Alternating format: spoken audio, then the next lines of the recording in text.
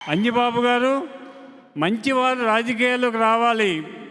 ఎందుకంటే ఒక దుర్మార్గ పాలన నుంచి ఈ రాష్ట్రాన్ని రక్షించాలంటే నేను త్యాగం చేశాను.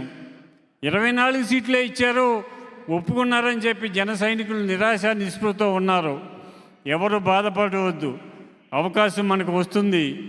ఈ రాష్ట్రానికి ఉన్న అవినీతిని తొలగిందాం అని ఆయన త్యాగం చేశారు. ఇంకో విషయం ఏంటంటే, ఇవాళ 3 పార్టీల కలయికి ప్రధాన కారకులు ఎవరనుకుంటున్నారు? కళ్యాణ్ గారు లేకపోతే బీజేపీ వారు చంద్రబాబు నాయుడు గారిని దగ్గరికి రానివ్వరు. అది వాస్తవం. కళ్యాణ్ గారు తల వంచి బీజేపీని తీసుకువచ్చి ఈ రాష్ట్రంలో 3 పార్టీలు కలిసి పోటీ చేయడానికి సిద్ధం చేశారు. ఆయన త్యాగానికి నేను మనస్ఫూర్తిగా అభినందనలు తెలియజేస్తున్నాను.